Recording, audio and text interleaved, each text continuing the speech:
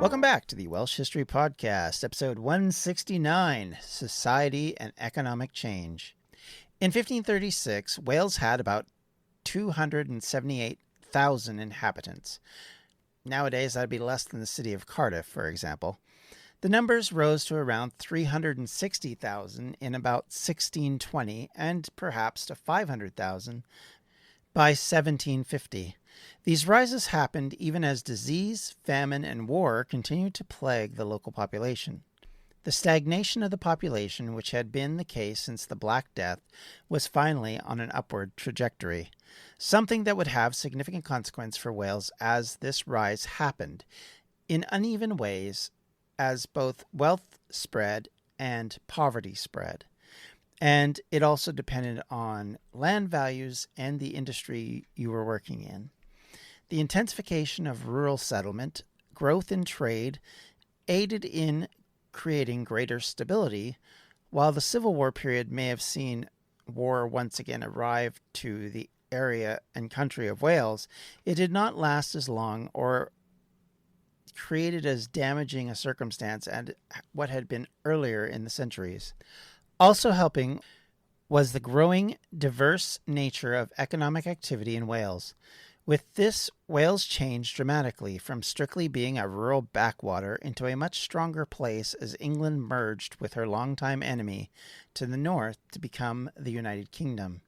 One reason for this urbanization came from the emancipation of Welsh-speaking people thanks to the Act of Union and changes that led from it. Many Welsh began to feel free to move into the towns in the various parts of the country, and therefore the populations in those places started to tilt away from their largely English settlement. For example, in 1592, citizens of Swansea demanded and got Welsh language services as they saw as their right. In Denbigh, the declaration of the accession of King James I was made in both English and Welsh. The need for these services and the need for this bilingualism shows just how much had changed since Henry VII assumed the throne in 1485. As some towns benefited from these new circumstances, the drastic change in the end of the Marcher system meant that others stagnated. Mold, Hay, and Llandovery were viewed as having decayed as their positions declined into just a few fortified castles in the middle of relative nowhere. Meanwhile, Carnarvon, Wrexham grew by over 100% in population, and Swansea and Cardiff also experienced massive increases in a compact period of time. The economic drivers were still mostly rural, cattle, and sheep, and the use of these various resources in leather, wool, and meat. They remained central to the economy, obviously, but also a return of mining as a source of wealth began in earnest, the last time, of course, being during the Roman period when tin mining was very popular. Lead mining, coal mining, and iron smelting, and a wide range of crafts and professions offered an expanding opportunity for the young tradesman. In the Tudor period, population growth probably outpaced economic growth, as would so often happen in Wales, leading to a lower standard of living. At the same time, inflation created by the demand for goods created a fourfold rise in prices between 1530 and 1640. Inflation, of course, being something that we can no doubt understand in the modern examples, and how these situations of increasing inflation with increasing population growth would have consequences for society as a whole. Yet, even while there were those who were struggling, there was opportunity for those that lived on their lands and tried to take advantage of this increasing price to profit from sales, which would give them a nice little nest, or in other cases, for those who could make a quick shilling, as there was a chance to lay down roots, as others had to give up their own dreams. So, in other words, you had people who were acquiring lands, some of which we'll talk about as an example later, due to marriages and other reasons, and effectively acquiring more and more land wealth, something that was still incredibly important and would be for many, many years to come. So during these circumstances, the middle and gentry classes began to grow wealthy in Wales. Yet, even as they did, there was another category of a growing class of the landless, and this was due in part to the slow urbanization which was happening, and moved by the forces of the wealthy who were buying up lands at ever increasing prices and selling it at the top price point, which meant that there wasn't the ability to buy these lands if you were living on mouth to mouth funding. The abject poor probably constituted 30% of the population at this time. They dwelt in one-roomed hovels, lacking windows and chimneys, and were subject to the Statute of Labours of 1563, which assumed that those without property were inherently unfree, and something meant that they were to be looked down upon for being poor, as if they were strictly the cause of their own misfortune, something again modern people might understand, as these kind of conversations have happened in the past. Rulers and administrators began to fear the threat of this slowly increasing poorer class, and decided that they had to intervene as best they could, or at least as best as they understood.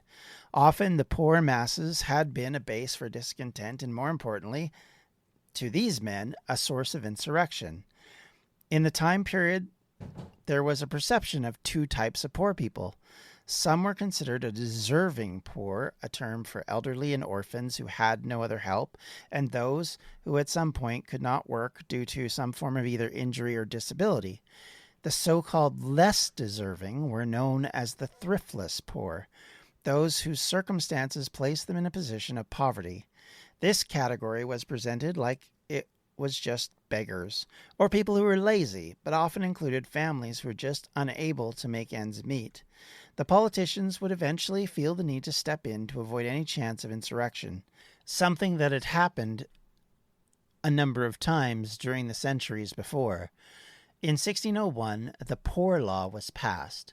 It authorized every parish to raise rates to maintain the poor, to apprentice orphan children, and to punish sturdy beggars. Now, to put this in context, a sturdy beggar was defined as an able-bodied beggar or recipient of charity or relief who is capable of earning his own living. So that is a fairly wide category in a time period of rapid inflation, increasing population, and increasing prices for land. And the ability to work is being limited by the amount of people in a similar position. For the working poor, like small farmers with their tiny properties, they may find making a go much more difficult.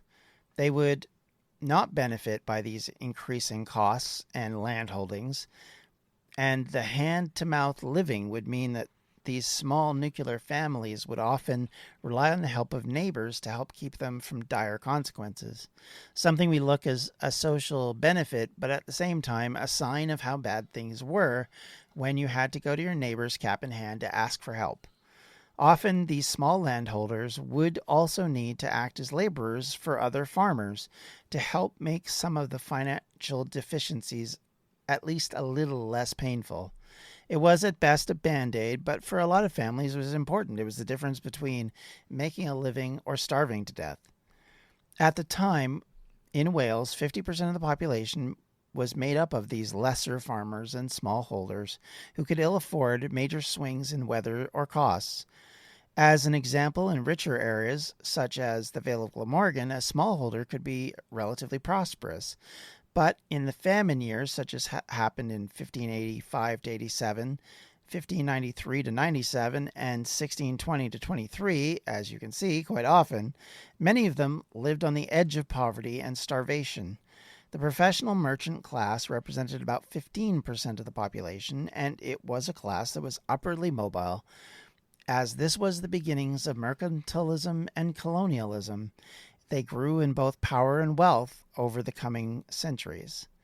The Act of Union of 1536 and 1543 devolved the administration of Wales, which often meant that Welsh gentry, these which included families who had become the leadership in the local communities, were now being put in charge of these areas, And they didn't necessarily have to be English. They could be Welsh families that resided there. There was no differentiation anymore between the two groups.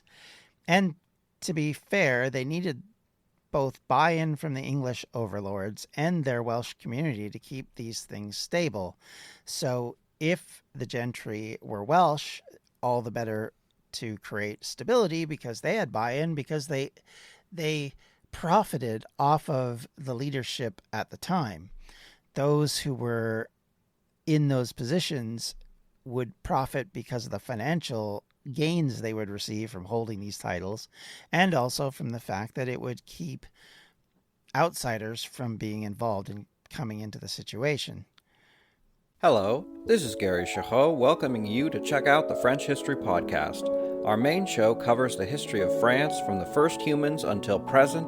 If you liked Mike Duncan's The History of Rome and wanted a similar program covering the land of beauty, culture, and love, we are exactly that. We also host world-renowned scholars who have delivered guest episodes on their specialties, including 18th century pirates, revolutionary booksellers in 20th century Paris, the special friendship between the Marquis de Lafayette and Thomas Jefferson, and numerous others. Learn what you love and listen to the French History Podcast today.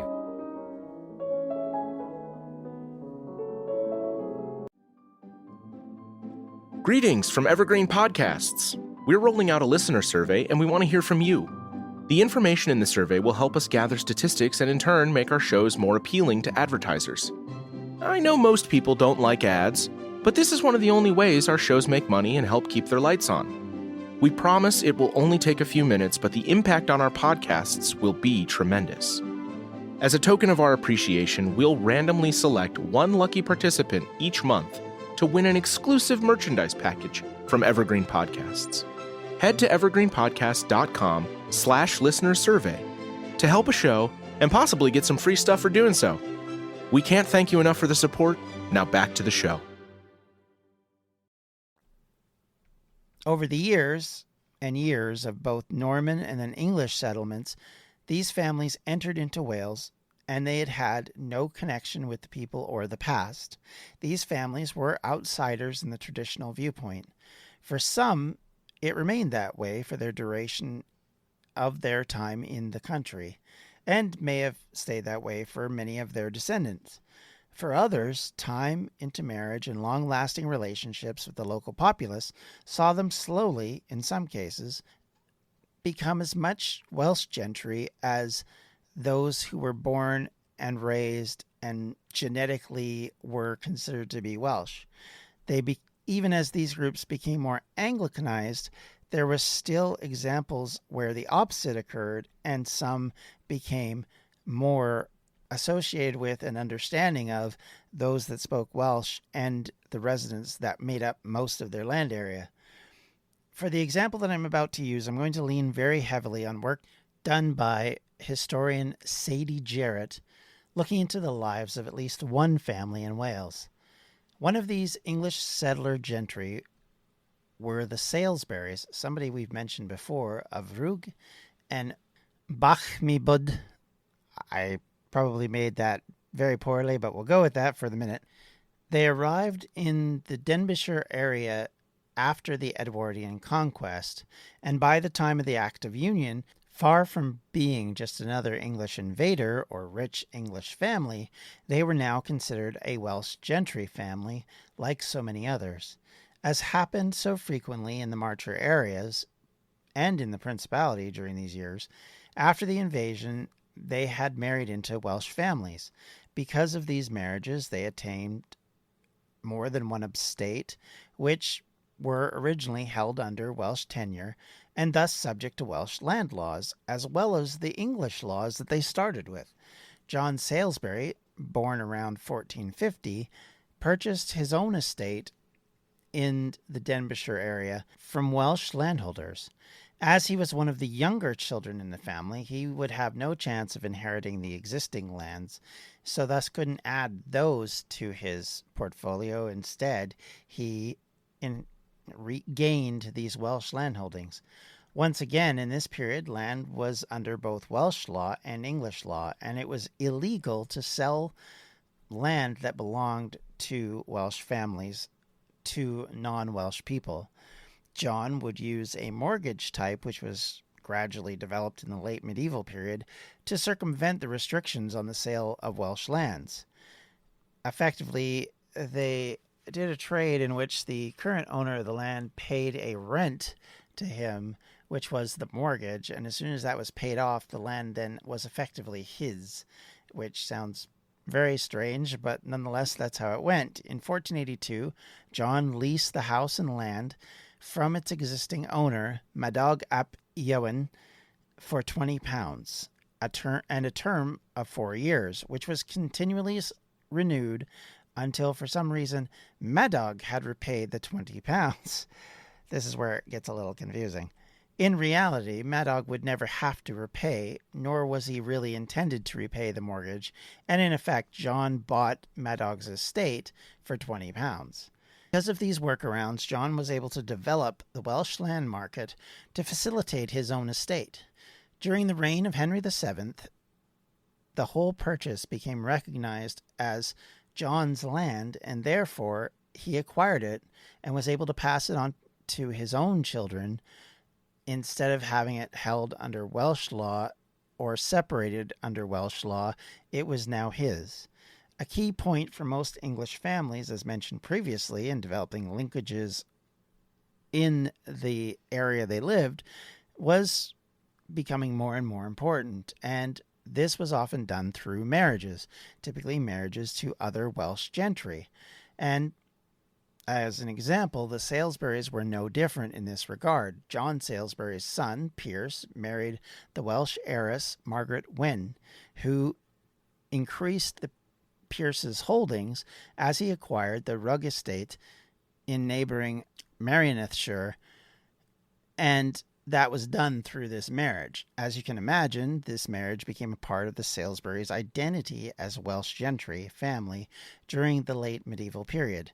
Through Margaret Wynne, the Salisburys became barons of Adirnion, successors to medieval Welsh lords who had survived the Edwardian conquest and held their lands as the Welsh barony. Pierce and Margaret's son, Robert, was described as the Baron of Adirnion in a deed dated 1548. This title came with privileges such as the right to hold a court, but it also gave the Salisburys a distinguished Welsh ancestry.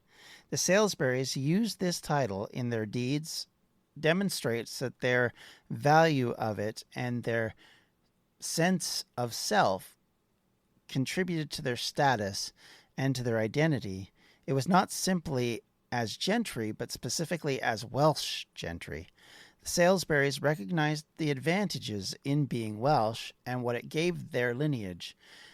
It also added to their status and to a claim of leadership in an area where normally they would obviously be seen as outsiders in these circumstances. As so many during the reign of Edward IV, Richard III, and Henry VII sought to become English to match the growing trend in court. Among those Welsh gentry who hoped to gain entry into the upper realms of courtly life. By contrast, the Salisburys remained Welsh. After the Act of Union, for example, legal records demonstrate that the family continued to be Welsh speakers, an important feature when communicating with their servants and tenants. Something that might surprise some of the listeners of this podcast were that the exchange of language went both ways. In a 1574 Star Chamber suit, John Salisbury, son of Pierce, was accused of murdering a Denbighshire justice of the peace. Most of John's co-defendants in the suit were part of his retinue, and they had sworn an oath to protect his property in this dispute against another gentleman. These defendants helped to try and keep Salisbury out of prison by claiming they could not understand the bailiff who arrived to arrest John because he only spoke English and they could only understand Welsh. Likely, this was a bit of cheeky exchange, noted by the fact that it was probably in the upper levels of society. They would have a pretty good understanding of English, but nonetheless, it was a cover that they kept up when under prosecution, which led the jurors to protest not understanding them.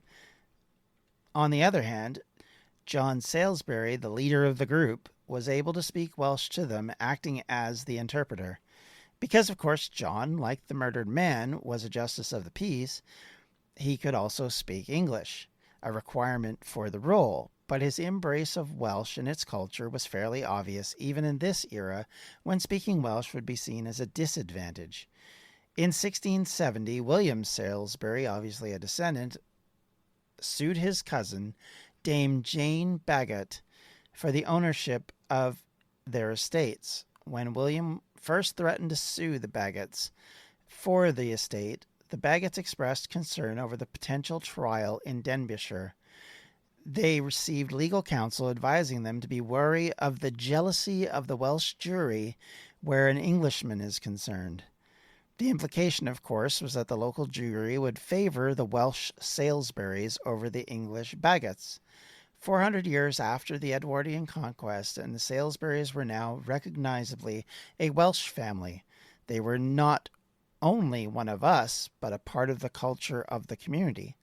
That, of course, does not mean that there were no examples of English gentry that entered Wales and became landholders and stayed completely English in their culture, language, and life. There are certainly many of them, to be sure. But what it does show, at least in this one instance, in this one exchange, is that it definitely would go both ways. And certainly there are people in Wales now that owe their ancestry from coming elsewhere into Wales and absorbing and accepting themselves into the culture. I know many people who learned Welsh who weren't from Wales. My children, for example, were two of them. You have a lot of desire amongst people when they come to a new country to try and understand and learn the language of the people and learn the culture and the practices of those people. Certainly not all, but certainly some. And this would be the case for the English landholders trying to deal with a group that they wouldn't necessarily understand or accept in their own time period, but certainly as they married into them, had more and more descendants who were interlinked with them, it would become more and more common that them would become us and we when talking about Wales. And with that, I'd like to thank you all for listening. If you have any comments, questions, or concerns, you can always reach me at the Welsh History Podcast at gmail.com, or you can follow me on Twitter at Welsh History Pod, or on Facebook at facebook.com/Welsh History Podcast. And if you're so inclined, you can always help out the podcast by joining us on Patreon. I have been posting the transcripts of the episodes that I published up to episode 50, and so you get to see my scribble notes and everything that goes into making this podcast. Thank you, everyone, for listening. Have a great day. Take care, and we will talk to you later. Bye. This has been a Distractions Media production, and for everything we do, check out distractionsmedia.com. Hi, I'm Mark Machado, broadcaster and Sri Lankan cricket fan. Every week, Estelle Vasu Devon and myself will drop several episodes of Sri Lanka on 99.94, keeping you up to date on the latest from the Sri Lankan cricketing world. If you want to know what Hasaranga is up to, where Chabri Athapattu scored her runs, or what Naroshan Dickwalla has been discussing behind the stumps, then make sure to watch or listen to Sri Lanka on 99.94. You can find us wherever you get your podcasts, on YouTube and on the 99.94 app. Join the Sri Lankan cricket conversation and get involved.